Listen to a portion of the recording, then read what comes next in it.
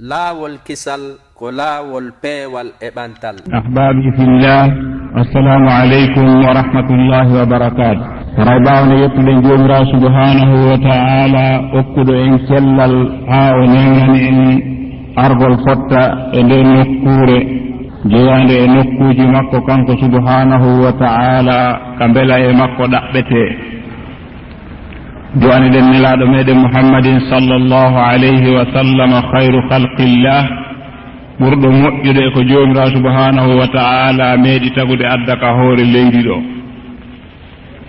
seeɗitani ɗen mo seedankagal goonga wondema jomirawo nelimo o yettini en toro jomirawo yo yoɓmo ko ɓuri moƴƴude e joddi ko yoɓi nelaɗo mo neli e mofte makko. haray so ɗum yawti no ɓe haaliri ɗo ni, haray inchallah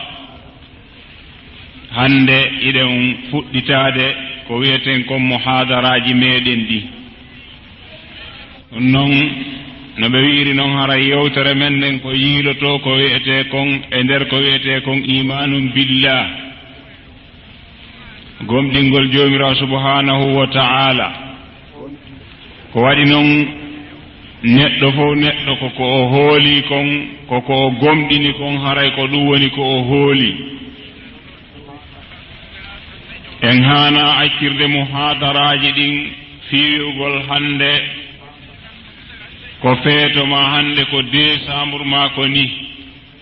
no ɓe wiiri ɗo ni, enen golle meɗen ɗen haysi tawi ko neɗɗo goto ari ka juulirde haray hiɗen foti laatinde ko foduɗen kon, hiɗen haani yewtude daalol jomirawo subhanahu wa ta'ala e maako nelaɗo meɗen muhammadin sallallahu alayhi wa sallam. ɗum noon hiɗen tori jomirawo subhanahu wa ta'ala yo hawrindin e ko yiɗe ko wela. haray yewtere nden ko enen fof kafinde, ko waɗi noon koko hawtude kala ko yowiti e islam ko julɓe ɓen fof kafi. haray mi jooɗoraali yeeso ɗo, yeeso moɗon wasi tawi haray miɗo ɓuri on fof jogade gandal, ma wasi miɗo ɓuri on fof wawde haala, ma wasi miɗo ɓuri on fof andude ko haalete. ko sabu tun ha nootagol noddandu musidɗo ko nelaɗo sallallahu alayhi wa sallam maaki wondema no jeeya haqqe julɗo e dow julɗo siɗɗo makko si tawi o noddimo yo nootom. ɗum noon haray ko berwano ɗum, haray koko wonden e wallidirde. inchallah haray yewtere wonande waɗede ɗo nden hari ɓe waɗama hawnaaki tawa woɓɓe goo tawanoka, walla haray ɓe tawa ko ɗum ɓe ɗaɓɓiri en kañum kadi yo en jooɗo haray fillitoɗe. ɗum no yewtere nden haray hinde fawiti e toɓɓe tati, ine jogii toɓɓe tati. toɓɓere aranere nden ko sabu ha ndaaren nelaaɗo sallallahu alayhi wa sallam e sahabaɓe makko ɓen ko honno ɓeeɗo wuurirno haa ɓe waawi heɓude imanu ko ɓe heɓuno, haa ɓe waawi jogaade islamu no ɓe jogorno. ƴetten ɗon ñentinirgal moƴƴal bela jomirawo subhanahu wa ta'ala no hawrindina en e golleji sifaɗi nelaaɗo sallallahu alaihi wa sallam e sahabaɓe mum golluno. toɓɓere ɗimmere nden haray ka bange sonnaaɓe, ndaaren sonnaaɓe yawtunooɓe ɓen ko honno ɓe wa'anno islam. no ɓe wa'anno islamu noon ko honɗum joomirawo subhanahu wa ta'ala yoɓunooɓe ka gurdan aduɗon ɗo haa o fodi ɓe aljanna. sabu haa sonnaaɓe meɗen ɓen kañum kadi waawa wadde ɗum ɗon daarorgal yeeso muɗum eto ber ko waawi kon, ndaara si tawi waaway gollude sifa ko ɓen ɗon gollunoo kon, bela joohi ɓe heɓa sifa ko ɓen ɗon heɓunoo kon yo joomirawo subhanahu wa ta'ala newnam. haray toɓɓere tammere nden koko yowiti e qissa ben men ibrahim alayhi salam. si en nani tawhid no wowle ko e ɓeeɗo ɗum ɗo eɓɓete e ben men ibrahim alayhi salam. neɗɗo ko heɓi tawhidu o koye ɓe ɗo o eɓɓete haray ko e nder ɗi coɓɓuli ɗo tati inchallah yewtere men ɗen wonɗen memude berwo ko jomirawo subhanahu wa taala newi jomirawo subhanahu wa taala daari ka qur'ana makko tedduɗo bada audu billahi min alcheytani irrajim bismillahi irrahmani irrahim o wi alhaakum التكاثر حتى زرتم المقابر كلا سوف تعلمون ثم كلا سوف تعلمون كلا لو تعلمون علم اليقين لترون الجحيم ثم لترونها عين اليقين ثم لتسألن يومئذ عن النعيم ويوعى قرآن دو جبر سبحانه وتعالى ويوتي دو جلب بن أوي هندون فوندو آية قرآن on jippi ko waɗi noon qur'ana ko mu'jizun wa balighun fi kulli zamanin wa makan qur'ana toujours sa imema fof fayiɗo taska fof si tawi tu woni janganaɓe ɓen taskike walla tawi janguɗo on no wawi feññinande wonɓe heɗade ɓen ha ɓe wawa faamude ɓe anday qur'ana toujours ko mu'jiza qur'ana no jogii ko kawase e waktu fewndiɗo fof e zamanu fewndiɗo fof wannan jomirawo subhanahu wa taala wi alhaakumu takathuru hatta zurtumul maqabir ɗo jomirawo subhanahu wa taala waɗi yewtere nden ɓe woni yewtudude ɓen jooɗiɓe yeeso makko o wi wondema soholiri on ɓurodira haa yahuɗon ka gaburuji ɓeeɗo ɓe jomirawo subhanahu wa taala wonno yewtude e ngun zamanu ɗon tawi ko ɗum ɗon wonno ka haqqille maɓɓe ko ɗum ɗon wonno ko ɓe faarorayno gooto fof gooto haala fi yimɓe muɗum teddungal e laamu ko ɓen jogii e jawdi e gandal tawi on zamanu ko ɗum fewndi jooni noon ndaaren enen hannde enen kadi ko honɗum wonɗen ɓurondirde e muɗum qur'ana ko ni taskorte hannde enen wona faarondirgol wi'a min baaben an ko lanɗo walla ko gando walla ko ɗum ɗo wonno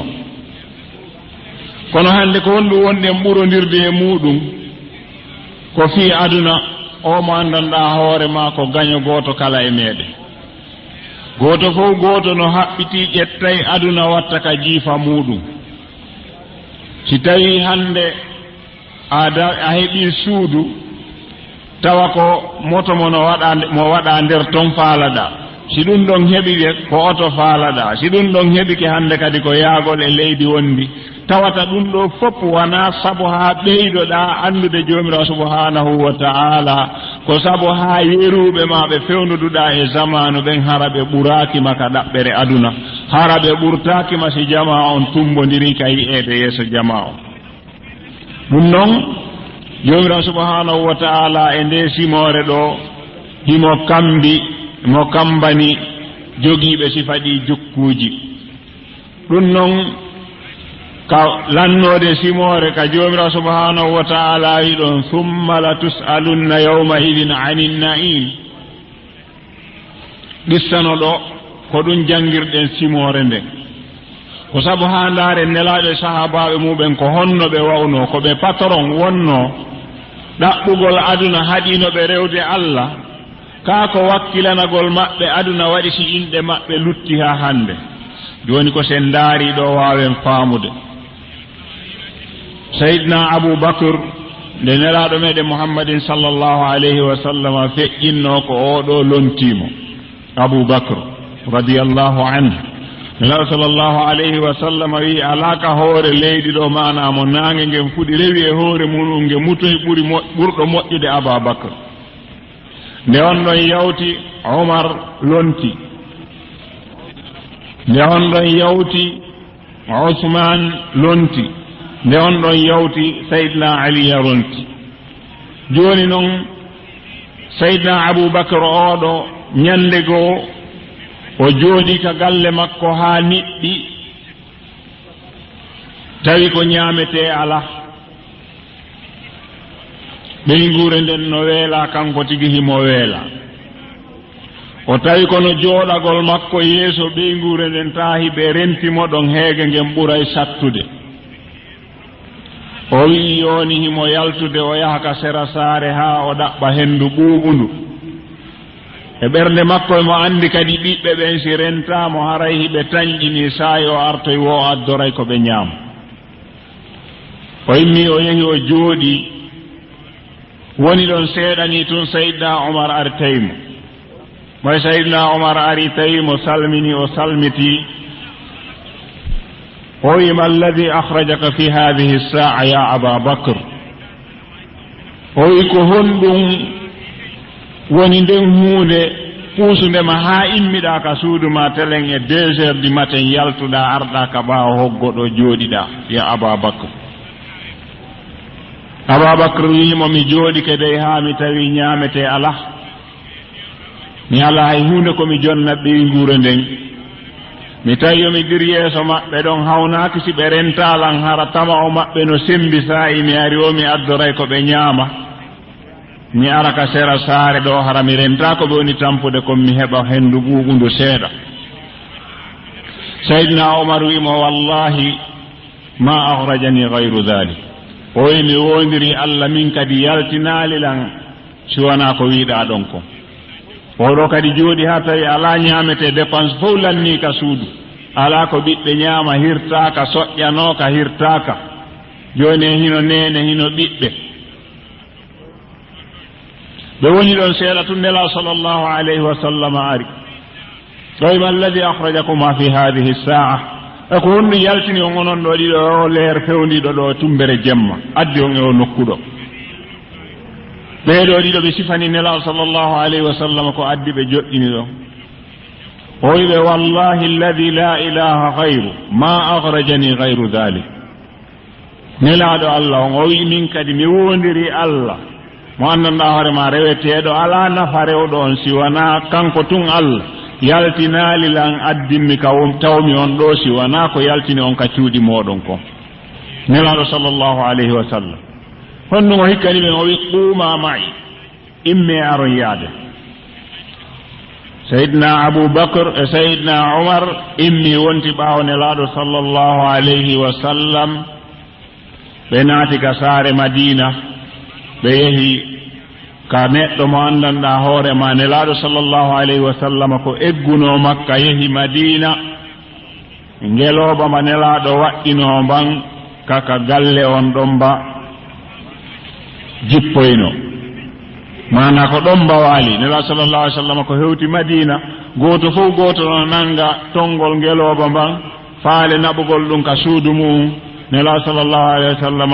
inna acciteema ko waɗi noon kamba komo yamirteema ka nelaaɗo sallah ka joomira subhanahu wa taala yamiri kañum nelaaɗo yo weeru ɗon ko ɗon ngelooba mban yahata jiccoo o jippoo ɗum noon mbaa yehi e suudu wiyeteeɗo Abu Ayyub al Ansari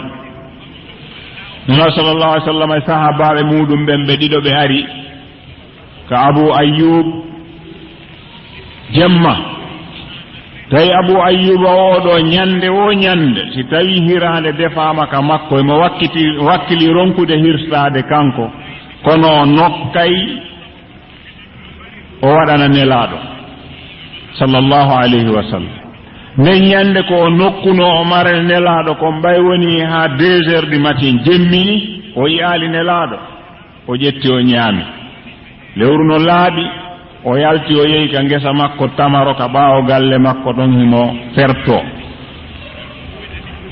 nelaaɗo sallllahu alayhi wa sallam Aboubacre e Omar radiallahu anhuma ɓe ari ɓe salmini ay nelaaɗo salmini tun Abu Ayyuba nani hito ko debbo on jaabi tawi Abu Ayyuba jippika ka tamaroje mum dogi ari o wi wallahi ya rasulallah ma kunta ta'ti fi hadihi saa o wi mi wondiri Allah hiɗa anndi nelaaɗo wona o leerɗo o wowɗa arde tawi jooni kanko o maapike ko o maranno nelaaɗo kon o ñaami jooni goɗɗum ngo ala wata nelaaɗo felmo o wi wallahi wona o leerɗo o wonɗa arde nelaaɗo sallllahu alayhi wa sallam wi hi wona o leerɗo mi wono am Abu Ayyuba wi awa jooɗe faɗuɗon mi o yehi ka sarde makko o soppoyi salndu tamaro tawi mbuyne ton ɓenduɗe morno ton yorɗe no nder ton o addi o wi nelaaɗo gooto mon kala yo suɓuɗo ko faalaɗo mbuyne no ga faalaɗo ɓendude no ga yorɗe ɗen kadi no ga nelaaɗo wi hanno itta ɓenduɗe ɗen tun adda o wi komi waɗiri ɗum nelaaɗo ta taw hara woɓɓe e moɗon ko mbuyne faala woɓɓe ko ɓendude woɓɓe ko yorɗe ɗum noon gooto mon kala yo suɓoɗo ko ɓurani ɗum inchallah kadi mi hirsanayi on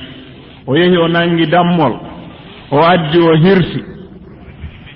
ɓay o hirsi haa o gayni o fecci dammol ngol e hakkunde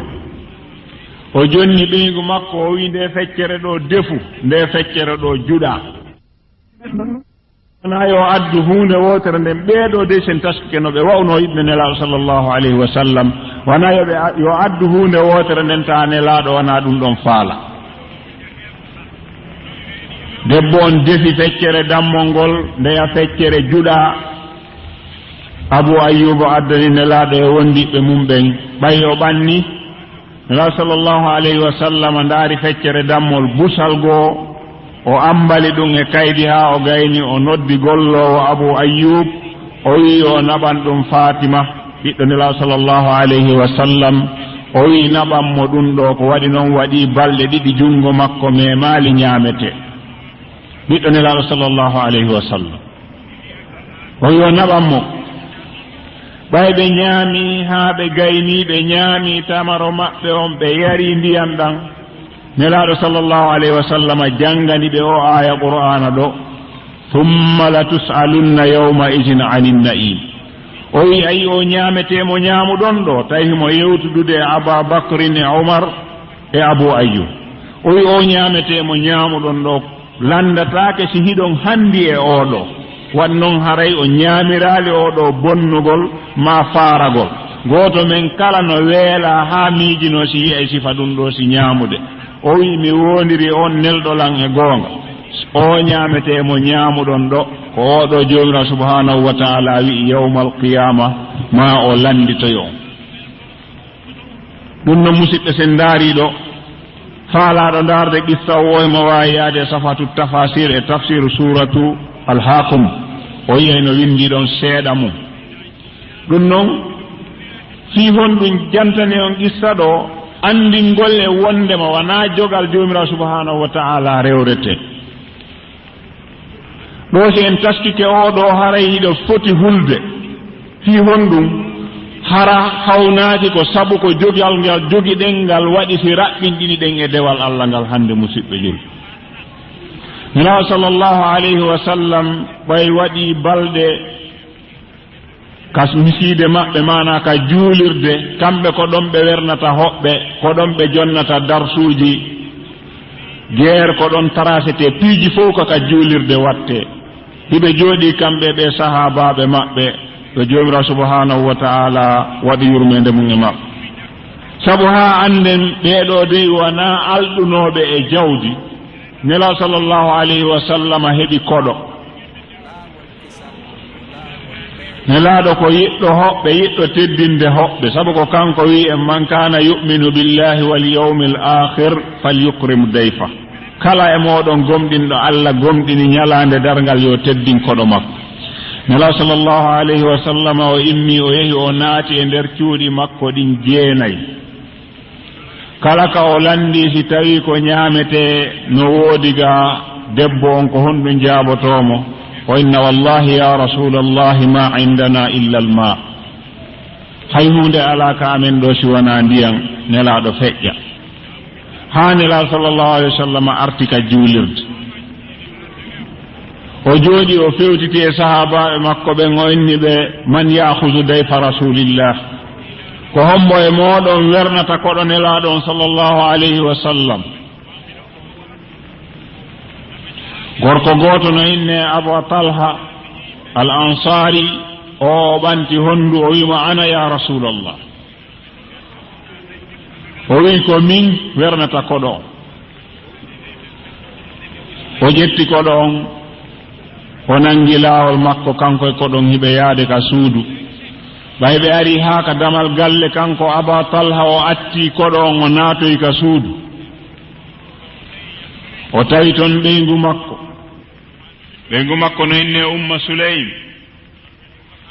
o inni ya umma sulaym indana dayfa rasulillahi sallallahu alayhi wa sallam wa madha indaki koronelaɗo sallllahu alayhi wa sallam on nde hewti ka men ɗo ko honɗum e ñamete woni ka maga adda werniren koronelaɗo o inni wallahi ya aba talha ma indi illa ta'amu sibya hay e hunde ala ka anɗo si wona ko ɓiɓɓe am ɓe ñamata ko hay hunde ala aba talha wimo nawwimihim ya umma sulaym وساغليهم حتى يناموا ثم دع الطعام لضيف رسول الله صلى الله عليه وسلم حتى يأكل وي في جام فايدة بين يمنابه وإتنابه مولابه دينابه هابه دانو يتا نيامته مابbe on adda werniren dum kodonelaaɗo sallallahu alayhi wa sallam umma sulaym yehi waɗi ɗum himo weƴƴinana pay koy koy himo taalana ɓe taali himo mawla ɓe haa ɓe ɗaani o ƴetti ñaamete on o addi ñaamete mo anndanɗaa hoore ma yonata hay neɗɗo gooto o addi o joɗɗini nde o joɗɗini ñaamete on aba talha tawi o ñaameteɗo waawata yonde ɓe tatono tawi ɓe anndi ko ɗo on tun jaɓata ñaamude accaɓe ɓe ɗiɗo o wii umma sulaym o soondiimo o wi immo yaha wa'a wasi a moƴƴintinay mees lampo on si a hewti ɗannina lampo on on tuma ara jooɗoɗa takko an ƴetten juuɗe meɗen ɗen naaden ka ndiyan onno ka nder miram faaminanen ko ɗon hiɗen ñaamude ƴetten juɗɗe waɗen ka hunduko meɗen ƴakkiten accen ñaamete on hara en memali ko ɗo on tum o ñaam umma suleymi inni yehi ka lampu o faamini o moƴƴintina woni mees on o ɗannini lampo on o wari o jooɗi takko moodi makko ɓe naɓa juuɗe maɓɓe ɗen ka miram ɓe hoosa ɓe maɗɗo ɓe ƴakkita tawa hay abbere ɓe ƴettaali koɗo on ñaami ñaamete on haa lanni o yehi kanko e aba talha ɓe waaloy ɓay subaka on noddinaama aba talha immodi e koɗo on ɓay ɓe yehi kam juulirde nelaaɗo sallllahu alayhi wa sallam ɓe juuli ɓe salmini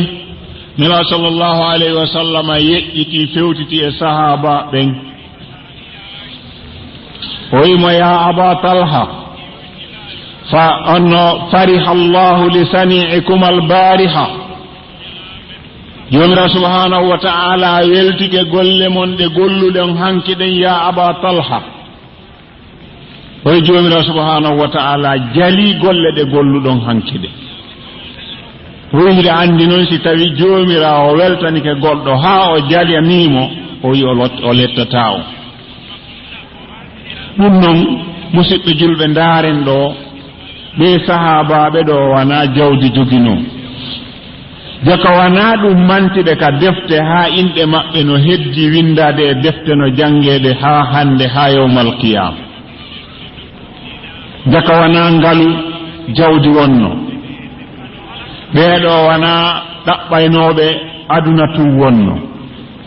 jaka noon neɗɗo si tawi o ala wata o wi ko fii o ala o wawata rewde allah allah wona jogal jawdi o rewrete ko hoolagol mo kanko jomirawo subhanahu wa ta'ala ko wi'i kon himo wawi wadde hooloɗa ko o foduma kon kadi sa waɗi ko o yamirma kon a hendoto ya ko ɗum ɗo jomirawo subhanahu wa ta'ala ko o imanu ɗo o rewrete ko o imanu ɗo o rewrete yo allah okkuyamo musidɓe julɓe umma sulaym oɗo himo jogii qissa o hiɗen fewtintinamo e sonnaɓe meɗen ɓen ɓe wattana yilla ko waɗi noon wi o wi'i wondema debbo si tawi himo faala ko lamɗe tun o jibinta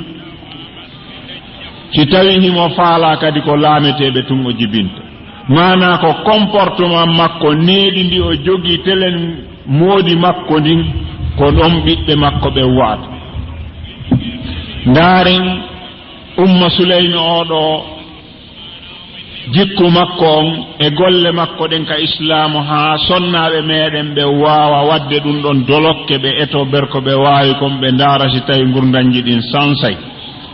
oɗo nde nelaɗo sallllahu alayhi wa sallam nelano makkatal mukarrama o jaɓi nelaɗo o gomɗini nelaɗo o iwtiri ɓawo nelaɗo sallllahu alayhi wa sallam tawi himo jogui ɓiɓɓe ɗiɗo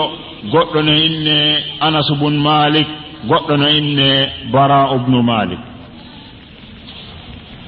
tawi Bara woni mawɗon Anas woni tosoko on ben maɓɓe no wi'e Malik ben maɓɓe noon kañum ko keefeero mana kanko o jaɓano gomɗinde nelaɗo sallllahu alayhi wa sallam joni nde jomirawo subhanahu wa ta'ala farluno e dow nelaɗo sallllahu alayhi wa sallam fergu iwa makka yaha madinatul munawwara o dogida e islamu makko Umma Sulaym e Malik moodi mum jokki nelaɗo kono noon Malik kañum fera way noon ko wiyete fergu ko iwgol e leydi sirku yaha e leydi iman tawi Umma Sulaym kañum ko sabu dandugol diina mum kanko ɗum woni ittude mo Makka naɓa Madina ko ɓaawo nelaɗo meɗen Muhammadin sallllahu alayhi wa sallam o iwtiri joni noon Malik ko ɓay wakkilati sertude e debbo mum on kanko ko ɗum ittimo Makka naɓi Madina joni ɓayɓe hewti Madina aya qur'ana jippi wondema beere harminama nde o aya qur'ana ɗo jippi Malik o wiya Umma Sulaym inna sahibati hadha harrama alkhamr wa ana la asbiru anil khamr o wi o wondiɗɗo maɗo o mo hooliɗa gomɗinɗa ɗo dey o harmini beere te min mi wawata muññade haram yarali beere joni ndaaru no wuuridira e ɓiɓɓe maɓe min mi yehi oɗo o ƴetti dunduji makko o huccitiri Sam telen siri to hande Umma Sulaym no jogii boobo kecco no wiye Anas e koto makko Bara on ɗon janɗi joni ala hay goto ko wallamo sabu gomɗingol makko nelaɗo sallllahu alayhi wa sallam sabu ko beere harmina ko o hooli ɗum o jaɓi moodi makko seeri mo accidimo e ɓe ɓiɓɓe ɗo o nangi lawol makko o yehi joni noon ko honno o wat o ala koto o ala moodi o ala bappa Madinatul Munawwara ɗon ko islamu o hooli o iwi ka yimɓe makko o jokkinelaɗo sallllahu alayhi wa sallam o yehi Madina ko honno o watta o ñammina ɓe ɓiɓɓe makko nelaɗo sallllahu alayhi wa sallama ɓe inni en wondema ɓerɗe jeeyaɓe ɓen fof ko hakkunde kolli jomirawo subhanahu wa ta'ala ɗin ɗiɗi woni jomirawo no yiltira ɓerɗe ɗen no faalira nde ɗum wanno ɓerɗe sahabaɓe nelaɗo sallllahu alayhi wa sallama ɗen fof fewtiti e o debbo gooto kala tawi no yelade yo taw hara ko kañum resi o debbo ɗo tawi jomirawo subhanahu wa ta'ala kanko no woodi ko o faandi ko jeyda e ko ɓeeɗo faalako tawi keefeero gooto no Madinatul Munawwara woni omo haaluɗen inde mum naane himo inne Aba Talha oɗo kadi immoyi ari wi'i no faala debbo nde o feññini faale makko debbo on kañum no andi tampere keeferaago no andi mette kuye keeferaago sabu ko keefeero jombunomo seeri mo accidimo e ɓe ɓiɓɓe ɗo yehi o wimo ya Aba Talha si tawi hiɗa faala mi wona debbo ma min kadi miɗo faala ya woni julɗo turiduni zawja uriduka musliman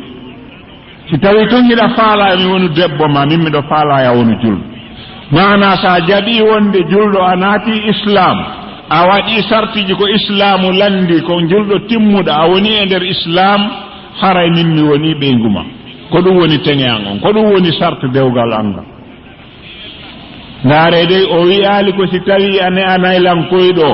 ɓay haray wona enen jibbindini ɓe wona yo a wikko ɓeeɗo o wi'aali ko ya wallan holtinaami ma honnaami madina ɗo ma nattaami ka musidɓe am ɓen makka ma ko ya darnanan suudu ma ko ya soodanan oto sartiji ɗi watten hannde kanko o wi'aali ɗum o wi siɗa faalaami wona ɓeygu ma ko ya wonu islam ko ya wonu julɗo aba talha ɗon dari ashhadu an la ilaha illa allah wa anna muhammadan rasulullah oɗo sabu faale debbo on sartiji ɗi debbo on jonni ɗin tawde himo faalayo debbo o wonu ɓeygu makko o gomɗini ɗon allah o gomɗini ɗon nelaɗo meɗen muhammadin sallllahu alayhi wa sallam heɗe ɓaawo o naati islamu o gomɗini allah o gomɗini nelaɗo ko honɗum jomirawo subhanahu wa ta'ala yoɗurimo ngaren sonnaji on jihaadi mo waɗi o umma sulaym ɓe ɓiɓɓe makko ɗo ɗiɗo ɓurɗo wonde boobo on woni anas e suumaye o yehi o yiidi e nelaɗo sallllahu alayhi wa sallam o inni ko ayyo nelaɗo o ɓiɗɗo an ɗo mi faalaka yo won tayer mi faalaka yo wonu menuisier mi faalaka yo wonu hay e hunde si wona yo wonu gollowo maɗa o wona e ley yamirore maɗa miɗo torima du'anolam toranonammo allah nelaɗo sallllahu alayhi wa sallam no hoori o wi mi okkimamo yo wonu gollowo ma miɗo torima toranolan allah yo allah waɗu barke e makko nelaɗo sallllahu alayhi wa sallam no hoori fewti juuɗe fonti juuɗe muɗum fewti e jomirawo subhanahu wa ta'ala o wi ya rab as'aluka min fadlika al'azim an tarzuqa hadha alwalada malan kathiran mubaraka wa awladan kathirin وآت العمرة واغفر ذنبه دعاء ني وي أن الله جون تدونغال ميدو توريما أرسكو أو بوبو دو جاودي دودو دي وادا دي بارك okkoramo ɓiɓɓe heewɓe waɗaɓe barke jonna gurdam makko yafanoɗamo bakkatu makko musidɓe julɓe kala ko julɗo ɗaɓɓata kon ka aduna ɗo e ka lahara fof ko hakkunde ɗe toɓɓe ɗo nayi miraw sallllahu alayhi wa sallam torani ɗum ɗo anas bun malik anas oɗo allah okkimo jawdi haa tawi yeruɓe makko fof madinatul munawwara ko kanko ɓuri ɗum jogade jawdi allah okkorimo ɓiɓɓe iwɓe ka keeci makko temedere e noogay e jowo hakkunde gorko e debbo ɓeeɗo taaniraaɓe walla jaatiraaɓe tawaka e maɓɓe bi da'wati rasulillahi sallllahu alayhi wa sallam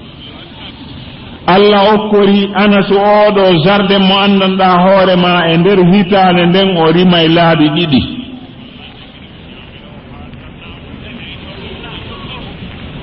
allah wurnimo duuɓi 93 himo wuuri bo aniraɗo sallllahu alayhi wa sallam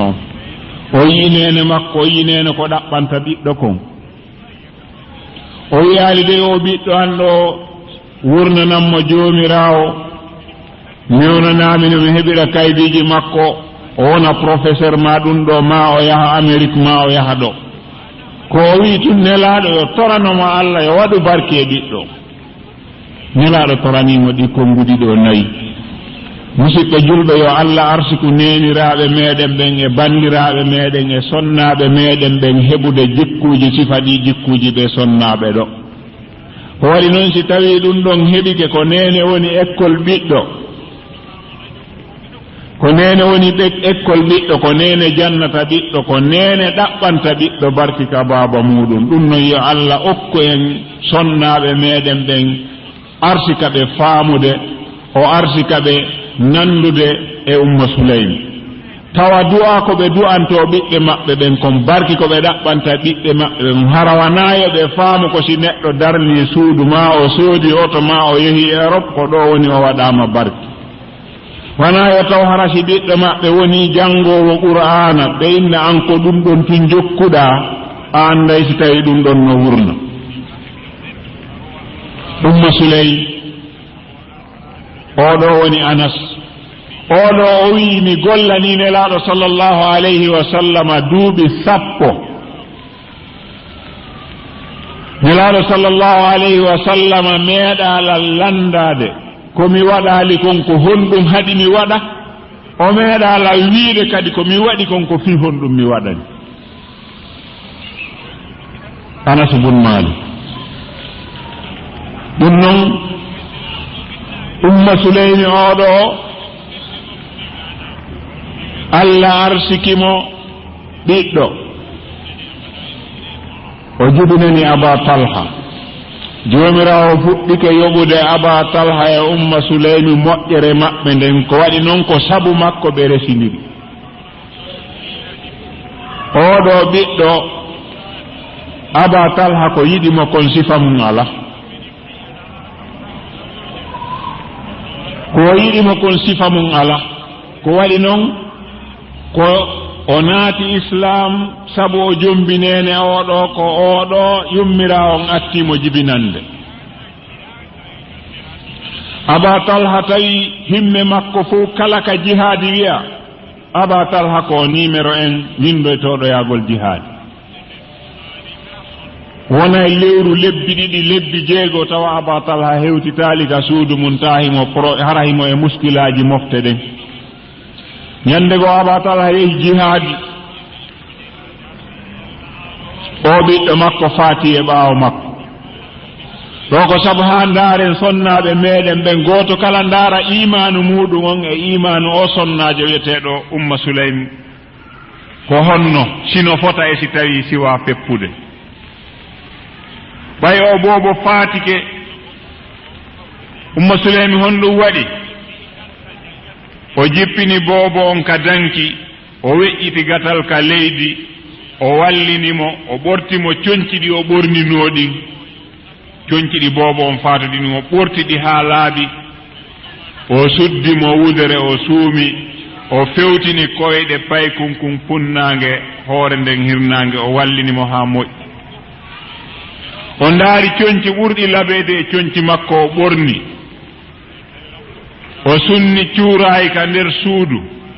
o waɗi hoore makko wasi tawi ko nden ñande o jomba o adda ka moodi makko moodi makko arti jihaadi nden ñande ɓay o yii moodi makko o wullaali o ɗeñƴaaki fii boobo makko on no faati sakko haa o taƴa ɓernde moodi makko o labinori yeeso moodi makko wasi tawi ko nden ñande o tigga o addaaɗo te fure no waali ka nder suudu o yehi o addi ndiyam gorko o looti o addi ñiiri o ɓanni o addi maafe o jooɗi takko moodi makko haa on gayni ñaamude tawi himo pijiramo himo yewtamo welɗi o meeɗa nattirde haqqille moodi makko ɗen telen ka boobo waalagol hewti ɓe waali ɓay ɓe waali ka haa woni saa'i Aba Talha welti o wi ene honto boobo meɗen o woni Umma Suleymi mo ya Aba Talha ko honɗum annduɗa e yimɓe si tawi ɓe yehino ɓe luɓike goɗɗum ka kawtal luɓanoɗo on ari ƴanti ko luɓa kon ko honɗum wi'uɗa Aba Talha wi mi wi'ali hay e hunde si wona luɓinoɗo o yo jonnitoy ko o luɓi kon o wi Aba Talha ɗaɓɓir ɓiɗɗo ma on baraji ka jomirawo subhanahu wa taala Allah ƴettitima mo ɗaɓɓirmo baraji ka jomirawo subhanahu wa taala Allah ƴettiti boobo meɗen e hinomo ka o waali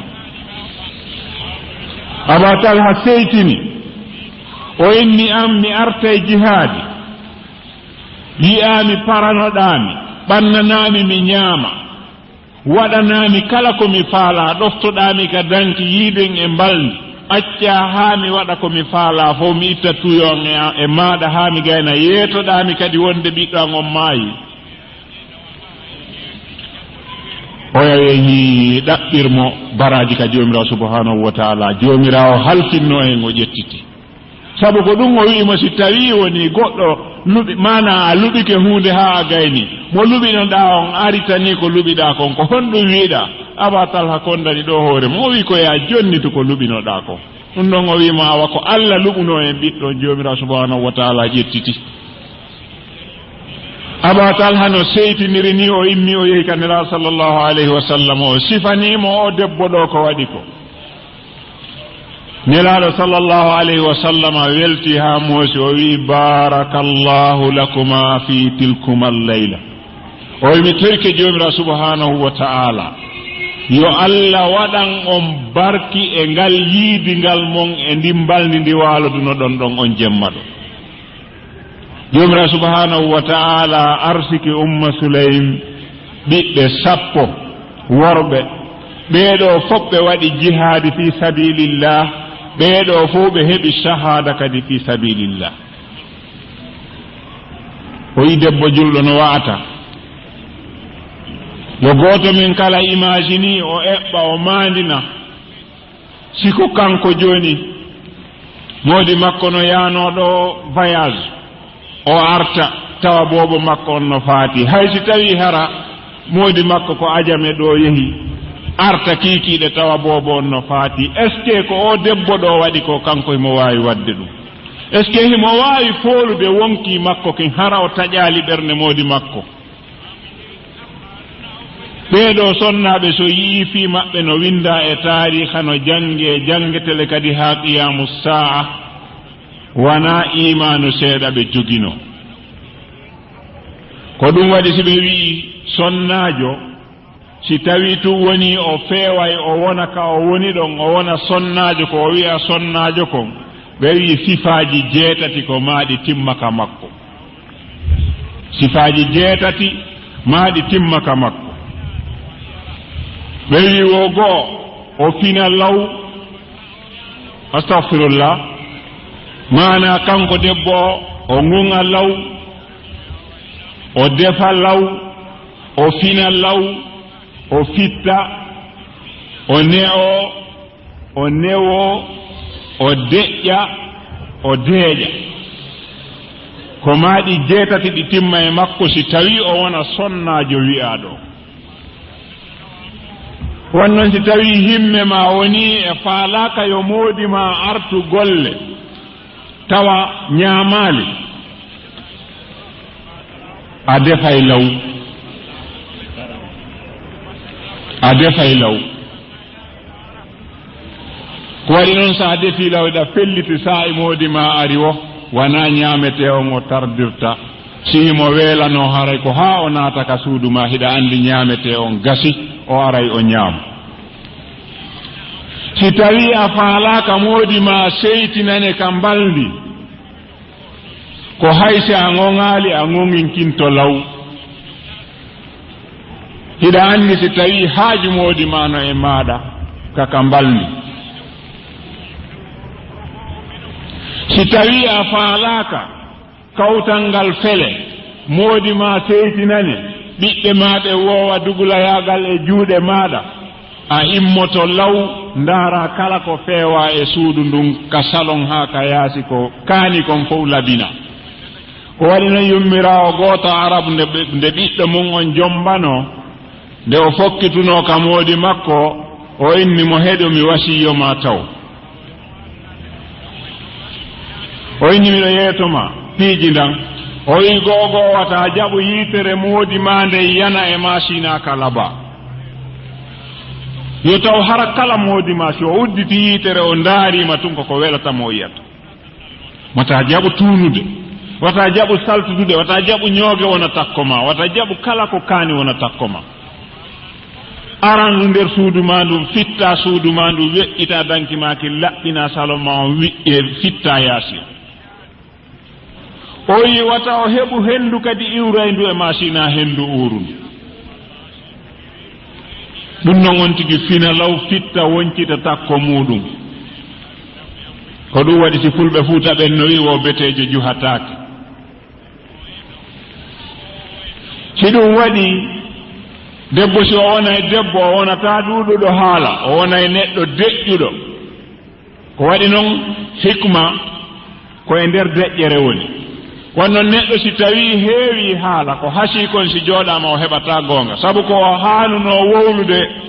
e saa'iji aroyoji kanko o hawja e wowla ɗum jooni si ɗin saa'iji hewti tawa ala ko o wowla sina fillitagol ko o wowluno ko ɗum noon o wona aaden deƴƴuɗo o wona aaden deeƴuɗo jomirawo subhanahu wa taala o wi sonnaaɓe ɓe wa qarna fi buyutikunna wala tabarrujna tabarruya aljahiliyati l ula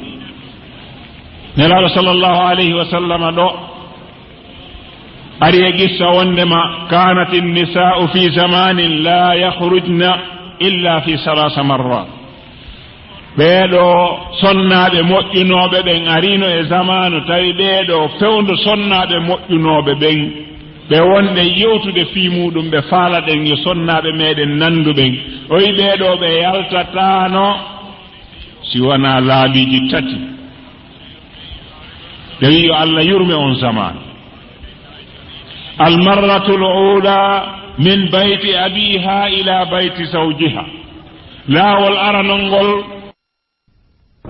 wona woofugol allah e woofugol nelaaɗo wonnon ɗo nelaaɗo sallllahu alayhi wa sallam no wi en la ta'ata li makhluqin fi ma'siyati l-khaliq tagaɗo duwaka hana ɗoftade tagaɗo ɗimmo muɗum e woofugol taguɗo ɓewo ɗum noon ma dama moodi ma wana woofugol allah wana woofugol nelaɗo o yamirma ko ya ɗofto ko moodi ma yamirma kon waɗa ko haɗuma kon acca nelaɗo sallllahu alayhi wa sallam o wi iffu ta'iffa nisa'akum nefine rewɓe moɗon ɓen nefino birru walidikum tabarrukum abna'akum ɗigga mon e baabe ay moɗon ɓiɓɓe moɗon ɓen kañum kadi ɗigganaw joka noon leydi ndin ko ɗo woni si tawi tun an gorko on a nefiniki e waɗugol zina e jaatagol yaha droite à gauche allah artikete sonnajo kadi nefiniɗo jaateɓe taw o jaɓata jaateɓe ko waɗi noon jomirawo wi en to e suratu nour o wi sinowo ko sinowo tun tiggata ɗum mana debbo yiilotoɗo o heɓata moodi sina gorko noddowo rewɓe tun walla gorko noddowo rewɓe o heɓata debbo sina noddeteɗo tun ɗum noon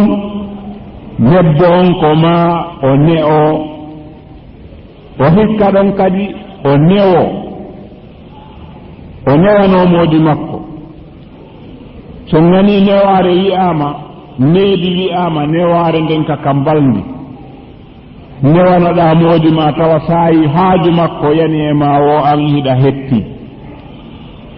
musidɓe julɓe hara yo jomirawo ɓeyde e yurmede wiiɗen ɗiɗo jeetati ko maaɗi timma e debbo on si tawi o waawi sifeede jikkuuji ɗi debbo moƴƴo siforte yo allah arsiku en honɗum woni ɗum o defa law wiiɗen o ŋuŋa law o fina law o sitta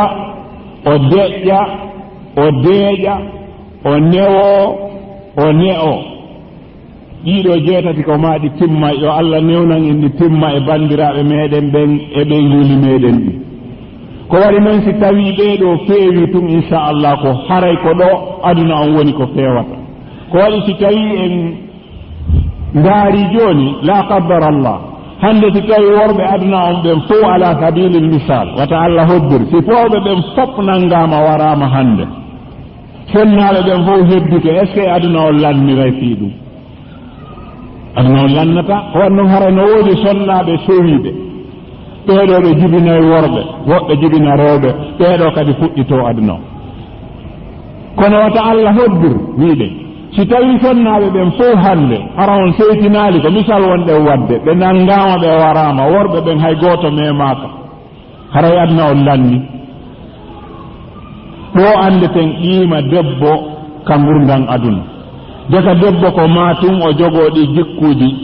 debbo no hani jaɓude wonde debbo o anda kanko wana yo ɗoffor moodi makko sabu moodi makko no waɗandemo condition ji ɗin fuu ko yo ɗoftor sabu Allah taƴimo waɗimo debbo ko o ɗoftotoɗo tu woni ko o gorko ɗo o wondi o woni artike makko lanne juuɗe on ɗon gorko go ƴettimoyo kanko ko o ɗoftotoɗo tu tahimo jogii ɗum ka anni e makko so o jogike o décision ɗo o jogike ɗo imanu ɗo o tampata ko wan noon kanko haray himo andi ko o ɗoftotoɗo tun ko o yamirteɗo tun ko haanuɗo deƴƴude ko haanuɗo deeƴude ko haanuɗo ne'aade ko haanuɗo newaade o anda condition ji makko ɗin o daro ɗon hara a wiyaali an a ɗoftoto moodima ka mbalndi sabu himo waɗandema ko faalɗa ko ñande o waɗanaalima ko faalaɗa ko wo si Allah jaɓi nden ñande so ɗaɓɓima mbalndi o heɓatama haray feewaali ko waɗi noon haray an ko coggu ko on ma waɗande ko wonɗamo yoɓude wona rooluma on wonɗa suude gorko kadi wona yaawi a dankora e debbo ma on fii an himo ɗoftima par ce que ko an immino watti paɗal ma yehi haka mawɓe makko wiiɗa hiɗa faala ɓe landima hiɗa wawi wiiɗa hii ɓe landima suudu e sunture jonnuɗa ɗon wona yo arkama wiya ɓay o ɗoftakima a waɗantama ko o faala ko haray a wonaali ka gorko moƴƴo haani wonde ɗo sabu ko an toroyi addi ino waawi condition ji ko haanuɗa wadde kon waɗan moɗi haaɗi timma jomira subhanahu wa ta'ala wawa faamude tun ko o nangitiroyma an gorko on ko haqqeji ɗi duwaɗa waɗande debbo mana haqqeji debbo fayiɗima ronkuɗa wadde ɗi o nangitiroytama haqqeji maɗi debbo on salima waɗande ɗi an kadi debbo anda haqqeji ma e dow moodi ma si o waɗali ɗi Allah nangitirtama ɗum Allah ko nangitiroyma ko haqqeji moodi ma fawiɗima ronkuɗa wadde ɗi kono noon nelaɗo sallllahu alayhi wa sallam wi en wondema debbo si tawi woni moodi makko ɗaɓɓirimo yo arka mbaldi makko jemma o salike o wi malaika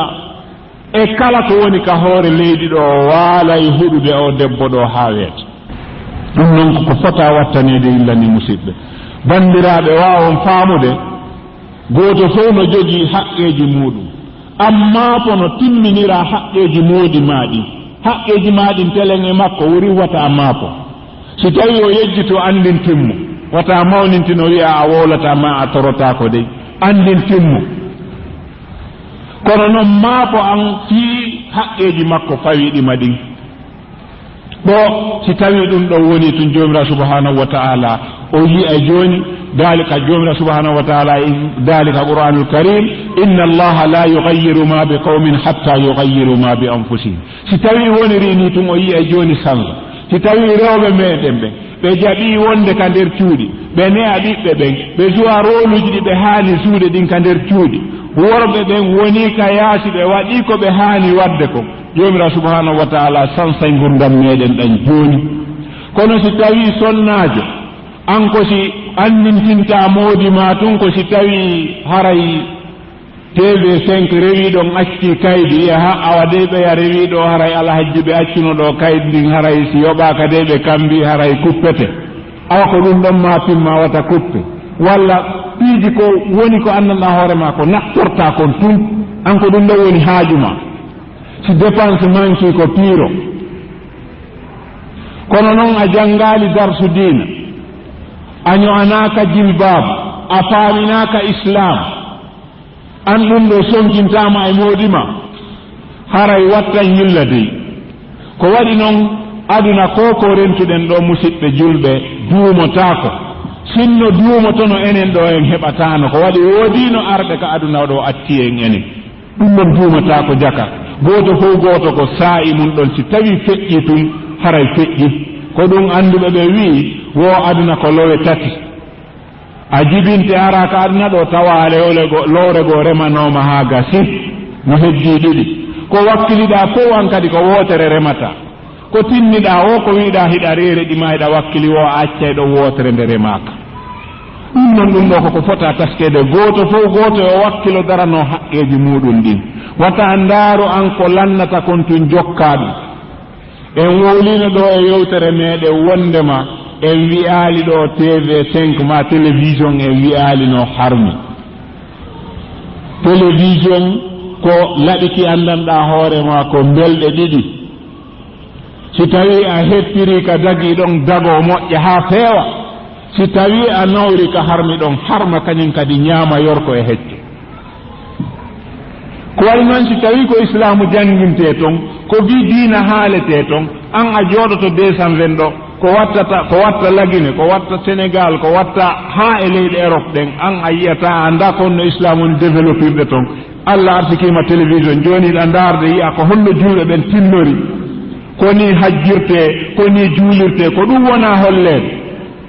masha Allah ko nafoore moolanade wonande julɓeɓe kono si tawi tun ka télévision ko modèle ji ɗi andanɗa hoorema ko neɗɗo wawata ɗi darde ko ɗum holleteɗo ko fina hollete nder to ka annanɗa hoorema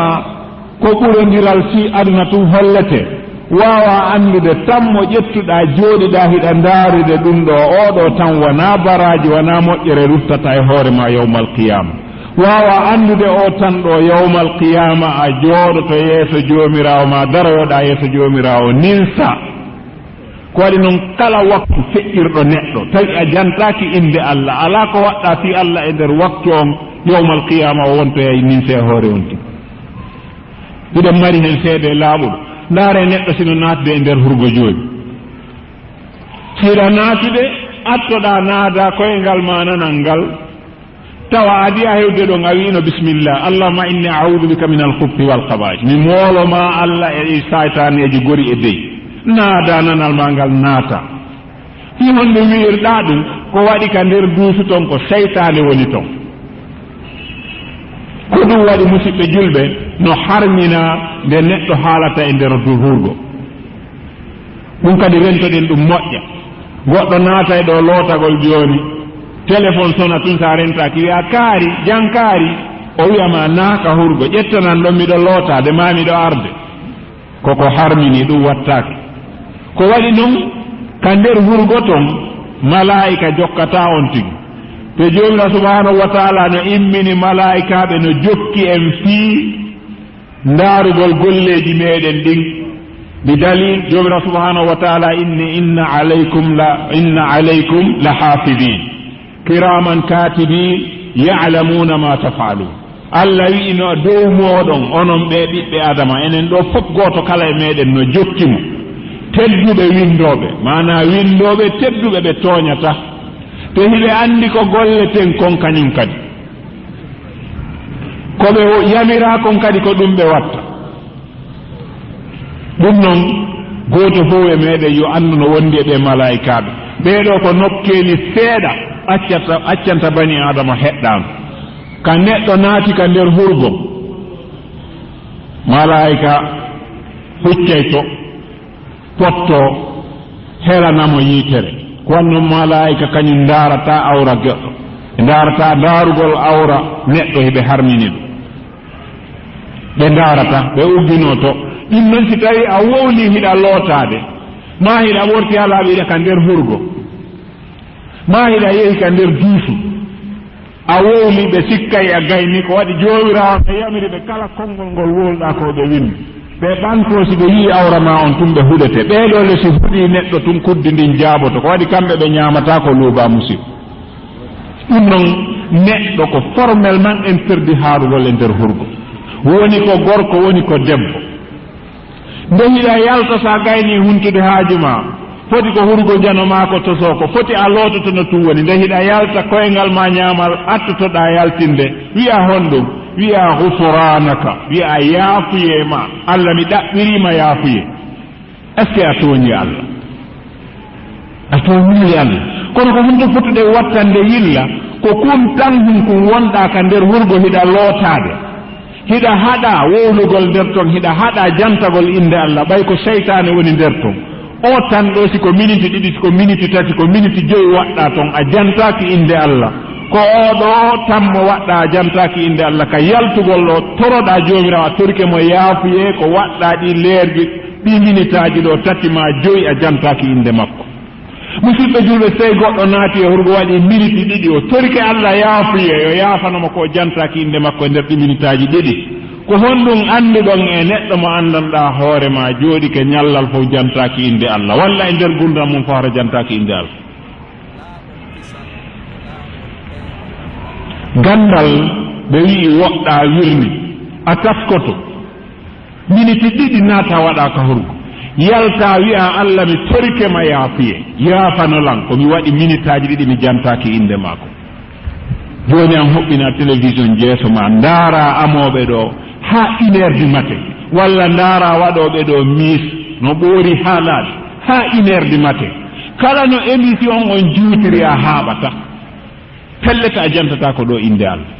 ndaara no minitaji ɗiɗi ɗi waɗɗa ka duuso ɗin a yalta tum wiiɗa Allah mi torike ma ya yaafanolam ko mi waɗi minute ɗiɗi mi jantaki inde maako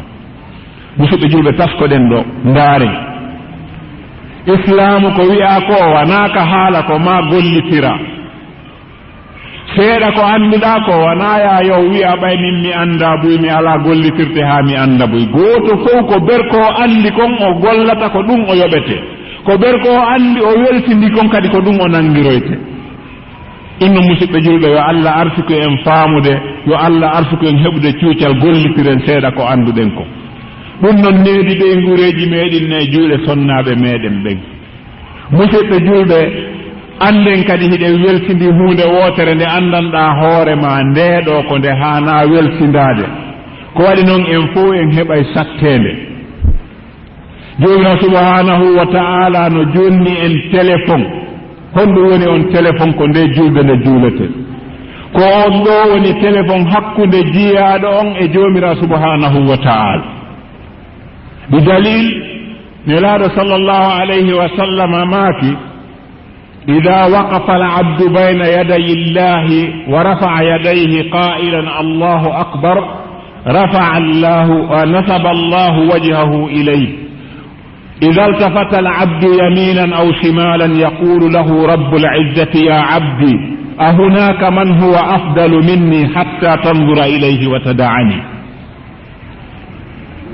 wosi tawi jiyaaɗo dari ko yeeso joomirawo ɓanti juuɗe mum ɗe wi allahu akbar Allah yilta yeeso mum gon kisan fewtina e jiyaaɗo ndaaram si tawi an e weltindaare ma angal faamugol ma qiimatu ko wonɗa wadde kon teddungal julde e considération julde ka joomirawo subhanahu wa taala a faamaali ɗum ha a yeƴƴitori nano ma ñaamo ka nder julde ma ɓayayay woɓɓe men no juula hara no sooda liƴƴi woɓɓe men no juula no ŋaaño no moƴƴintina dolokkaaji no waɗa muuve manji no ŋaaño ɗum ɗo fof no waɗa ka julde meɗen so yii mi sooda liƴƴi mi yiyimi goɗɗo no juulude yo liƴƴi an rewi yeeso makko mimo woowi soodande o waɗimo ni on ari o ɓaaji jolina subhanahu wa taala inni o khalaqa al insana wa allamahu l bayan Allah a tagi neɗɗo on o andinimo kadi ko honno feññinirte piiji ɗin hara a haalaali kono feññina ko faalɗa ko o ardi e paaniwal liƴƴingal o waɗimo ni on ari dari himo juulde o ƴetti lingi tosoki o waɗimo ni o anndi wona ginnon o wallini ginnon o ƴetti jani o ya waɗimo ni o amma lingi ha moƴƴi o wallini ɗon o continue yaadu makko o arte yo arani mbuuɗi makko ɗi musidɓe est ce que oɗo soodal no juulude Allah wi khalaqa al insana wa allamahu l bayan mo woodi piiji ɗi yewtata tawa a haaliraali hunnduko maako ɗum no musidɓe julɓe angal fonkugol meɗen julde ndaaren julde ɓe sahabaɓe ɓe yewtuɗen fiimum ɗo ɓeeɗo ko haa honto julde wonannooɓe défense julde wonannooɓe hoolaare julde wonannooɓe deeƴere neɗɗo gooto ko julaajo wonnooɗo yiilaade hakkunde makka e basora woni Irak ñannde goo o ƴetti marchandise makko o wi makka o yehi Irak o yeeyoyi haa o gayni o soodi neldaari ɓiɓɓe maɓɓe e njooɓa makko ka laawol o waɗɗi puccu makko o fokkiti artugol on tuma tawi oto alaa avion alaa hino yaha e puccu makko yehi ha tumbere jemma no neɗɗiti o ari ha e nokkure tun tawi bandiru no sakkino no ƴawi e leggal ka takkolawo no hewtirnoɗon o ya hocci ka leggal tikki ka leydi yeeso makko dari o wi mi warete la aqtulannak o wi mi warete tun o yawiti honɗum warirtan mi tooña mi yennama mi wi'alima hay e hunde ko honɗum walirtan o yawi wurin wata e pose quel question walla hula a daɗata kono noon suɓa ko honɗum e mayde faalaɗa ware tawi himo jogii laɓi himo jogii finkaari himo jogii ndagaje himo jogii kaafa oy kala ko faalaɗa ɗo siko ndagawal faalaɗa mi tufire siko finkaari faalaɗa mi soppire si tawi kañum kadi ko teelirde faalaɗa mi soppire ma ko laɓi mi tufire kala ko faalaɗa kono a hisata o yawi mi torike ma jaɓu kala marchandise komi jogii e hoore jaɓu puccu an ngun ɓortan coñci an ni accanami lincum komi suuɗira awra an on ko waɗi miɗo mari pay koye ka suudu habbi koye artugol an ngol wata waran hi honɗum warantaɗo o yawimo a hisata ɗum no jiyaɗo allah o wiimo tawde woni ko noon woniri mi hisata miɗo torima newnanan mi golle hunde wotere o yawimo wowlu hunde nde o wi miɗo torima ɗoyo mi maayu ɗoya waran newnanan mi juula darɗe ɗiɗi bandirdu wimo laka dalik mi newnanima juul siɗa faala juulay ha weta kono a hisata ndaren ɗo julde ko honɗum nafata jiyaɗo allah on fewti funnange o towni juuɗe makko ɗen o wi allahu akbar o juuli darde ɗiɗi ka darde sakkitorde ɓay o yehi sujud o noddi jomirawo subhanahu wa taala o lansi numéro téléphone o heɗite numéro mo waɗi o mo compose o wi ya wadud ya wadud ya zal batsi shadid ya fa'alu lima yurid ya man mala'a nurahu arkana arshih ya zal batsi shadid ya mughith aghithni ya mughith aghithni ya mughith aghithni la bitati wa sallam o wi ko ayyo giɗo am ko ayyo hooloraɗo am ko an wawɗo faabade maafiɗo si tawi noddima ko an hebbinɗo arsi muɗum on annora muɗum on ko an joni nangande sattude ko an wawɗo faabade maafiɗo faabolan faabolan yo wawɗo faabade faabolan yo wawɗo faabade faabolan yo wawɗo faabade o salmi ɗo salmino yeƴƴitori ka ñaamo makko o yii neɗɗo no dari o meeɗa yiide darde neɗɗo no fota e o tawi on no jogii kaafa no dari kaafa kan no jalba on ariimo assalamu aleykum ya abdallah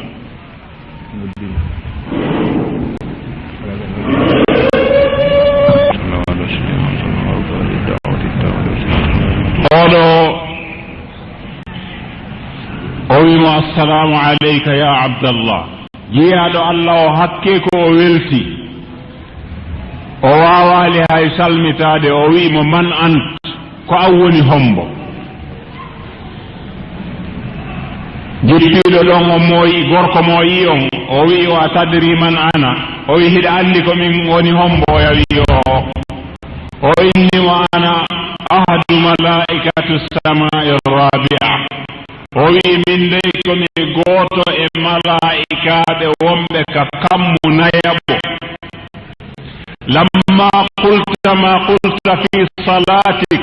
nde haaluɗa kon ka julde ma naane bajjati samawati wa man fiha lillahi rabbil alamin kullu wahidin min malaikati samai rabi'a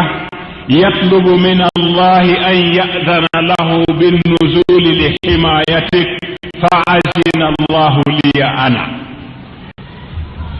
o wi nde haalunoɗa ko haaluɗa kon naane ka julde maɗa o wi kammu nayaɓo on dilli malaikaji wonnoɗi toon ɗin fof gooto kala tawi no ɗaɓɓira joomirawo subhanahu wa ta'ala yo newnan ɗum sabu ha jippo dandugol ma o wi Allah newnaninmin min o wi julde o wi numéro téléphone julde hakkunde jiyaɗo e joomirawo subhanahu wa ta'ala ko ɗum sinelaɗo sallllahu alayhi wa sallam wi ko julde nden ko ɗum woni amana neɗɗo ko ɗum woni kala ko ɗaɓɓete e neɗɗo ko ɗum waɗi si tawi neɗɗo no juulude mo haani jonnitude julde nden haqqeji mayre on ko waɗi noon si tawi himo andi ko o woni jangude kon haray ko Allah o woni yewtidude ko ɗum waɗi si nelaaɗo sallllahu alayhi wa sallam wi rewru Allah wa si tawi hiɗa rentimo ko waɗi noon si tawi an a rentamo andu kanko himo rentuma mana sa heɓali imano daragol ha wa'anama wasiɗa renti Allah yeeso ma kono eto awa heɓa imano andugol bete awa Allah no rentuma himo nande ko wonɗa haalde ko si tawi a andi ɗum ɗo a andi teddungal nde julde ko rendez-vous hakkunde ma an juulowo on e jomirawo subhanahu wa ta'ala laabi 5 e nder 24 heures on juulata si a ari ala sabilil misal a juuli subaka a darike yeeso jomirawo subhanahu wa ta'ala ndeyɗa janga fatiha a yetti Allah alhamdulillahi rabbil alamin wi'a mi yetti Allah jeyɗo nde windere ko waɗi honɗum hanɗamo yettude aɗanike jemma simo faalano o ƴettitay no wonkimaki heewi waaliɓe kiikiɗe ta bimbita waaliɓe an noon a fini tawi hiɗa waawi kadi a immike a salligike a darike e hoore koyɗe ma a darike hiɗa juulude yetta Allah e dow ɗum ɗo anda ko neema o suɓike ma e dow heddiɓe ko waɗi noon heddiɓe goo no ɗaani o newnanal ɗum immagol juula heddiɓe ɓe maayi o okkaaliɓe balɗe haa ɓe juula o waktuɗo yettama ɗon si ɗum yawti a yehi ha iyyaka na'budu wa iyyaka nasta'in a ƴetti ahadi hakkunde ma e Allah a wii Allah ko an tummi rewata ko an tummi ɗaɓɓirta ballal ko ɗum waɗi neɗɗo fof neɗɗo yo eto tafsira ko woni jangude kon taasiɗa jangude fatiha hiɗa andi ko wonɗa wolde ko si a andi ko wonɗa wolde kon tun a anday jaka no woodi mo wonɗa yewtidude ko waɗi noon sa wii ko ammi rewata ko ammi ɗaɓɓirta ballal antige hoorema anda jaka goɗɗo no dari yeeso ma hiɗa nandi te nelaɗo sallllahu alayhi wa sallam addani en hadisul qudusi si tawi jiyaɗo o wi alhamdulillahi rabbil alamin Allah wiya hamadani abdi jiyaɗan o yettilam si yehi ha inni iyyaka na'budu wa iyyaka nasta'in Allah wiya ɗon hada ahdun bayni wa bayna abdi wa li abdi ma sa'al o wiya ɗum ɗo a wi Allah ko amen rewa ko amen rewata ko amen ɗaɓɓirta ballal Allah jaarbo ma ɗon ɗum ɗo ko ahdi hakkunde am min e jiyaɗo an on no wodanimo kala ko tori jaka noon neɗɗo fof nde hiɗa juula foti tafsirde haraɗa andi ko honɗum wonɗa yodde ka nder julde ma anda ko goɗɗo wonɗa yoddude jomirawo subhanahu wa ta'ala ka townuɗa ɗe juuɗe wiɗa Allahu akbar rido on iwi yeeso ma hakkunde ma e jomirawo ka waɗɗa ni a towni rido a wi Allahu akbar kala ko townunoɗa fiimum ka aduna ɗo a holli jomirawo hino juuɗe ma ɗen a laaɓi pos a liɓi fiimu foti ko télé ndarenɗa foti ko ballon ndarenɗa foti ko ñowngo waɗaynoɗa foti a yeeyay no woni a yehi a darike yeeso jomirawo a waɗini ha Allah hino lammin hay e hunde mi jogaaki kala komi townuno fiimum ka aduna ɗo mi liɓi waɗani Allahu akbar a liɓi fii fof si wona kanko jomirawo subhanahu wa ta'ala o tan mo ƴettuɗa jonnituɗamo ɗo kankadi sabu teddingol ma o wirta yeeso makko ngon o fewta e ma joni noon sa yeƴƴitori nanoma ñaama tun Allah wiya jiyaɗo am est ce que no ko aduna toon on ɓurɗolam moƴƴude ha ndaaramo accami min jaka de musidɓe neɗɗo no foti heɓude needi e nder julde muɗum si a dari keɗa julde yo taw haraka ka sujjata ɗo waɗɗa gite maɗen e muɗum tawa hiɗa miijitade aayeje qur'ana ɗe wonɗa jangude ɗen hiɗa miijitade ko wonɗa gollude ɗo Allah jaɓay ka o jaɓata tawa ko ɗum woni mafunde ma nden tawa ko ɗum woni mafunde ma nden hara waɗali sifa julde neɗɗo goto juula ha gayna almami on falji ɓe salmini ka tati ɓay ɓe salmini jama on fof hakke ɗuɗugol miijoji mum ɗin ɓe andali woni timmali mawɗo goɗɗo no jooɗino ɗon bunɗo himo jogii butikaji 4 wona bunɗo kay ko butikaji 4 o jogii kanko si ɓe immike ka darnde aranere ko ɗon o woni calculde fi butiki aranoo si ɓe yehi ka darnde ɗimmere o calcula ɗon fi butiki ɗimmon so yehi ko honno ɓe calculiroyta ka tammere wano noon ka naaɓere wano noon tawi kanko ka jikurure tammere ko ɗon o ñoƴƴi ka butiki tammo o woni ɓay o inni en falji ɓe inni o en faljani ɓe inni o an ko honno antu wirɗa en falji jama on ɗo fof en faljani o inni min ino woowi siɗen juulude sen dari ke darnde aranere mi fuɗɗo ɗon calculde ko honɗum mi yewdata e ɓe ka butiki an aran ka ɗimmo kadi wano noon ka tammo wano noon a ka fewno almami salmini hari ka tammo mi woni o yii kono noon gooto kala ka ko woni ka haqqille mum so yii tun goɗɗo yehii juulugol hiɗa maafo ko 4 juuluɗa ma ko 5 a timminima a timminaali waawa faamude a jonnitaali julde nden haqqeeji mayre o jaka noon neɗɗo kaka sujjata ɗon ko ɗon fotuɗa ndaarude annda ko yeeso mawɗo on mo anndanɗaa hoore ma alaa mawnuɗo ɓuri ɗum ko yeeso Allah dariɗa Allah mo anndanɗaa hoore ma simo faalanoo hannde o ittay en ka hoore leydi ɗo o adda woɓɓe go joomiraa subhanahu wa taala ɗum noon si tawii a warri ni ka julde ma ko toriɗaa joomiraa subhanahu wa taala kon o waɗante si tawii ko moodi ma woni alaa e moƴƴaade e ma toroɗaa joomiraa subhanahu wa taala yo wurtu ɓernde moodi ma nden yo fewnu moodi ma yo fewne joomiraa subhanahu wa taala jaɓanama duwa gooto fof ko probléme ma mo jogiɗaa on ko on ɗon torortoɗaa joomiraa subhanahu wa taala laɓɓina ɓernde ma nden o waɗane ɗum ɓeygure ma nden feewa ɓiɓɓe ma ɓen feewa juula no haani juulorde no toroɗaa joomiraa subhanahu wa taala Allah fewnanam ɓiɓɓe am siko moodi ma Allah fewnanam moodi am siko debbo o woni feewa an gorko on toroɗaa joomiraa o juula no haaniri noon toroɗaamo yo Allah fewnane debbo ma o yo fewnane ɓeygure ma nde o yii si tawi julɓe ɓen ɓe moƴƴii gooto kala haray no jogii bénéfice e ɗimmo muɗum o gooto kala no jogii bénéfice e ɗimmo muɗum ɗum no musidɓe julɓe ko labudda wattane yilla hara e yeebaaki nde julde wiiɗen ko rendez-vous hakkunde jeyaaɗo e joomi muɗum ɗum noon so a juulii subaka on a gayni ka a iwii ɗon si tawii kaka suudu ma wonɗaa yaade ma ko marché ma a artii marché hiɗa jooɗii hiɗa defude ma a sa'ay woni nenni ma a ƴoogay woni toujours wata iwka haqqille ma ɗo dey 1 heure aray jooni hiɗa jogii rendez-vous hakkude ma e joomiraa subhanahu wa taala si 1 heure le yoni te pellete a yahay kadi daroɗaa yeeso makko waɗa contrandi jogoɗaa ɗum ka haqqille ma gila ka salminɗaa subaka ɗo yo 1 heure yonu a suɓay ka jooɗoɗaa a suɓay ko haala a suɓay ko ñaama a suɓay ɓe wonda a suɓay ko ndaara ko waɗi noon en wi'i ka aya qur'an o tawi yejjitunaani joomiraawo inna aleykum la hafidin pelletno e dow mooɗon reenuɓe o enen wona police ma gendarme ɗum a huleten nde julɗo kala julɗo neɗɗo fof neɗɗo himo wondi e militaire makko mo wondi e gendarme makko mo wondi e police makko ɗe tere ko waɗi noon gite ɗen yawmal qiyama landoyte ko honɗum ndaari juuɗe ɗen lande ko honɗum meeli hunnduko ko lande ko honɗum wowli ko honɗum ko ñaami reedu ndun lande haa koyɗe ɗen lande honto yehi haa awra neɗɗo on waɗi ɗum ɗo sen ndaari qur'ana en taskike ɗum wona wasi wonde no majji wirnani en ɗum ko waɗi noon hara welsindareji ɗin no woodi musidɓe julɓe wattane jira ɗe tere meɗen nde wonduɗen ko ɗe seeditoyto e hoore meɗen yawmal qiyama ko ɗe tere meɗen landitoyte ko ɗe ɗo wona seede yawmal qiyama hunnduko kon si fuɗɗike yeddoyde jomira subhanahu wa taala wi'i en ka qur'ana o fermay hunnduko kon tere heddiɗe ɗe wool yitere nde wiya ko ɗum mi yiino norndu wiya ko ɗum mi nanno rendu wiya ko ɗum ɗo waɗno en juɗɗe wiya ko ɗum mi nanguno koyɗe wiya ko ɗo mi yaano tawa an hiɗa dari hunnduko ma kon no fermi tere maɗen no wowla ɗum no musidɓe julɓe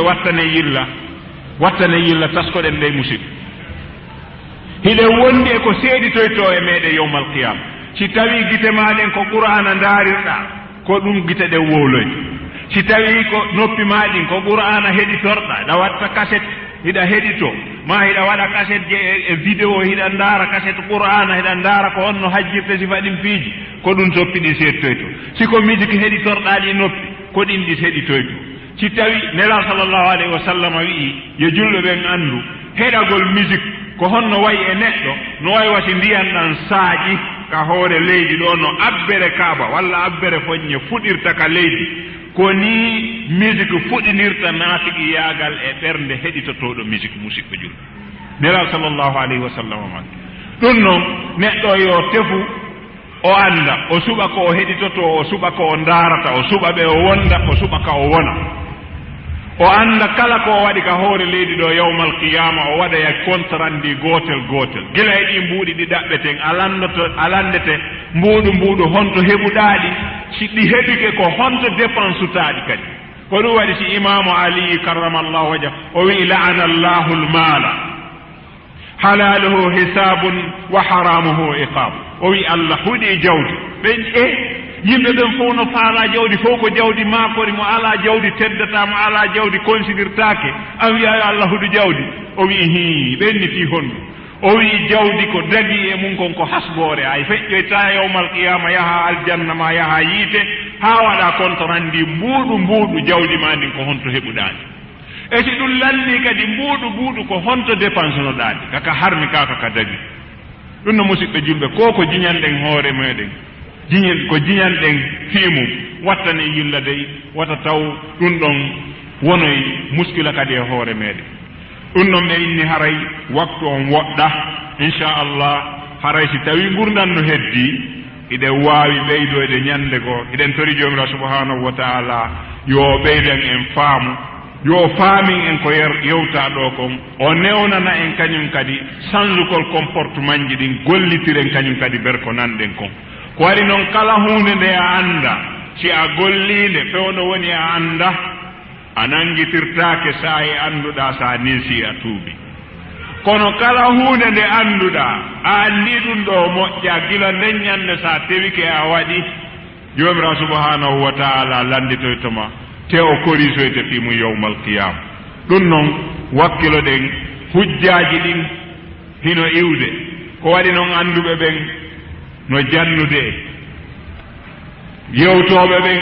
no yettinde ko jannako ɗum noon enen heɗitotoɓen wakkilo ɗen kañum kadi en heɓali feere janngoyde en heɓali en alawa mbawdi mana yewtugol kono noon ko yewtaɗen nanɗen kon etoɗen wakkilo ɗen gollitire neɗɗo fof neɗɗo koko annduɗa ha gaynuɗa bonnuɗa kon ko ɗum landitiroyteɗa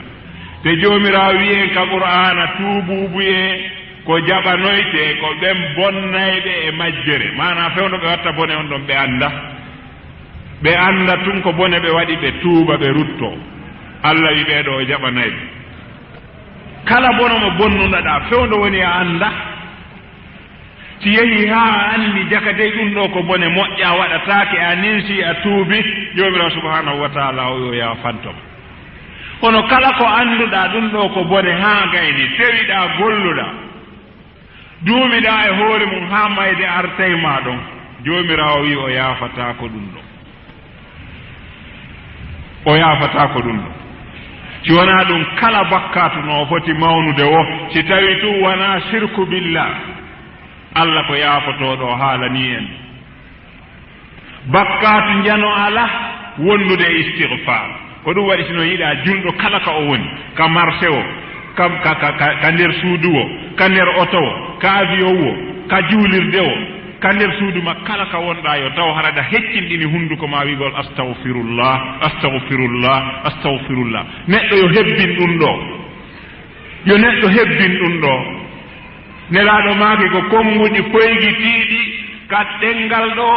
kono ko teddoji ka balance yawmal qiyama mana baraji majji on no ɗuuɗi yawmal qiyama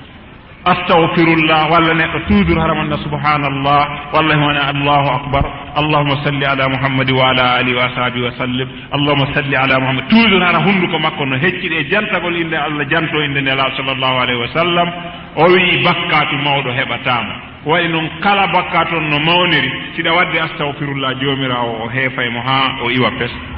bakkatu toso kadi ala si tawi a watta istighfar ko way noon ko tosokum ko ɗum jandata ha fotoyay ɗuma ɗum noon annduɗo goto wi'i boni feere on neɗɗo mo andanɗa hoore ma wuuri ka hoore leydi ɗo ha bonɗi makko ɗin ɓuri moƴƴi makko ɗin fi hon ɗum ko waɗi moƴƴere sa yamiri ɗo goɗɗo tuundino ka laawol ɗo goppo korowol banana si goɗɗo yaaɓi ɗum mortata junngo mum helama koyngal mum ma o yana o bar a ari a ƴetti tawi ko ittugol lorra on ka laawol sabu wata goɗɗo lorro ittirɗa waɗa ka sera nelaɗo sallallah alih sallam maake a heeɓi moƴƴere wootere jomiraɗo subhanahu wa taala ko moƴƴe sappo o yoɓirta ko ɓuri fanɗu joni noon si tawi ko bone waɗɗa ko bone gooto windanteɗa joni si tawi an a wuuri ka hoore leɗɗo ha Allah ƴettitima tawi bonɗi maɗi ɓuri ɗuɗude moƴƴi maɗi modi haray welsidare waɗi yo Allah dande ɗum noon wama tawfiqi illa billah alayhi tawakkaltu wa ilayhi unib wassalamu aleykum wa rahmatullahi taala wa barakatuh nde winan ɗo en jentagol nde yewtere nde jentiɗen ɗo inchallahu haray hiɗen wattude micro on e junngo alhaji amadou ɓe ɓeytana en ɗum minta e nder minta 5 ɓe jarnana en waɗanɓe en yewtere nden inchallahu siɗon yawti si wawi heƴude ɗo e juulugol ngol holliten ko jogiɗen ko holliteten kon siɗon yawti si juulama waɗen du'a on waynodiren wassalamu aleykum wa rahmatullah الصلاة والسلام على رسول الله وعلى آله وأصحابه ومن تبعهم بإحسان إلى يوم الدين أيها الإخوة والأخوات السلام عليكم ورحمة الله تعالى وبركاته ويتي الله سبحانه وتعالى ان ترنك رسول صلى الله عليه وسلم كسيه مسيب جلب مثال منري انغو سلمنانغو دو ان ترى الله سبحانه وتعالى يوب مسيب من ودان دون يوتره انكو بوري مؤيده جودي ko waɗi noon o yewti en ko laaɓi tawde Allah subhanahu wa ta'ala wiyen o nulaali nulaaɗo sina e ɗengal yimɓe makko ɓen o yewti en pular laaɓungal mbiɗo tañini en faami ɗuuɗaaɗo ko ɓeyden hay huunde ɗen toro Allah subhanahu wa ta'ala yo waɗen enen kadi heɗotooɓe yewtere ƴetta ko ɓuri moƴƴude kon gollitira musidɗo men on o sappanike e fii ngurdam ko waɗi noon ibnu adam ngurdam makko ko raɓɓi ɗuɗum kono kanko anda yimɓe ɓen e ɗuuɗude ka hoore leydi ɗo ko yimɓe ɗiɗo woodi ko gorko e debbo ɓeeɗo ɗiɗo mo kala wonata e ɓaawoya immano wondigal ngal ko moƴƴal ma ko gongal kono ngurdan oya ɗan timmi fuu si tawi himo wondi e oya tawde noon rasulu sallllahu alayhi wa sallam mo allahu subhanahu wa taala nuli e men on o ɓanginani en ko honno waweten wondirde musidɗo men o waɗani en misal fi ibnu adam e jarrabuyeji ɗi heɓata en yetti allahu subhanahu wa taala hokkuɗo ibnu adama haqqil kalkilgol ko yawti e ko fewndi e ko aroyta hay si tawi on tigi andata ko aroyta kon kono haqqille makko ɗen eɓɓanamo si ɗum ɗo woni ko ɗum ɗo wonoyta haray ko mi andintinta ɗon tun seeɗa koye ko ɓe sappani en ɗo ko fiika hulgol allahu subhanahu wa taala ɓe addani en aya gooto baada audu billahi min alcheytani arrajim inna alaykum la hafidin kiraman katibina yalamuna ma tafalun o aya ɗo no duwa hulɓinde ibnu adam an neɗɗo mo allah tagi acciti ka hoore leydi ɗo o yanyi leydi ndin himo waɗanma aynuɓe ɓe a reena ɓeeɗo kadi no yamira windugol kala ko waɗata yo allahu on okku en hoolagol ɗum waawa wuurde e nder ɗum ko waɗi noon hiɗen anndi si tawi hiɗa reenindiri e ibnu adama no woodi golleeji ɗi a waɗata jooni noon ɓe allahu subhanahu wa ta'ala waɗi takko men ɓen e yiyataaɓe kono hiɗen duwa hoolaade hiɓe ɗo ɓe no ayni en ɓe winday kala ko waɗɗen hiɓe anndi kadi kala ko waɗuɗen musidɓe julɓe ruttoɗen ka deftere allahu subhanahu wa ta'ala e ka sunna rasul sallallahu alayhi wa sallam ko ɗum allahu subhanahu wa ta'ala o wi'i kala ko jiɓi en ruttoɗen ka qur'an e maɗum ka hadis rasul sallallahu alayhi wa sallam e haray ɓe yewti en ɗo ko yowiti ko ɓuri heewde e ɓiɓɓe rewɓe e si on yii ɓe yewti en ɗum ɗo ko waɗi noon ɓiɗɗo debbo ngurdam mum ɓuri raɓɓiɗude newiɗam edi ɓiɗɗo gorko ɓiɗɗo gorko himo waawi doole makko himo woni gorko wawɗo hoore makko hay o heɓi duuɓi 60 ko mbiɗen anndi ɓiɗɗo debbo si o yawti duuɓi 55 haray o ronki haray hino waɗɗi sonnaaɓe ɓen gerugol annda no ɓe jogora ngurdam maɓɓe ɗan e nder ɗi duuɓi hakkunde ɗo ko honɗum non waɗi si en ndaari ɓiɓɓe worɓe ɓen e ɓiɓɓe rewɓe ɓen no ɓe njandirta non en taway ko ɓiɗɗo debbo on attoto njanɗude ko ɓiɗɗo debbo on allah attoto jonnude responsabilité allah no ƴetta responsabilité o jonna ɓiɗɗo debbo mo duuɓi 9 kono o ƴettata responsabilité o donna ɓiɗɗo gorko mo duuɓi 9 ɗum ɗo no hatondine miijitagol rutto e haqqil tawde noon ngurnan ɗan ko rewɓe ɓen jogiiɗan ɓe addani en misal naane si tawi rewɓe ɓe moƴƴi ngurdan ɗan moƴƴi si tawi rewɓe ɓe moƴƴaali ngurdan ɗan moƴƴaali ɗulaaɗo noon maaki hara mo yamirayno goɗɗo yo sujjan goɗɗo yamirayno debbo yo sujjan gorko mum honɗum waɗi so waddingal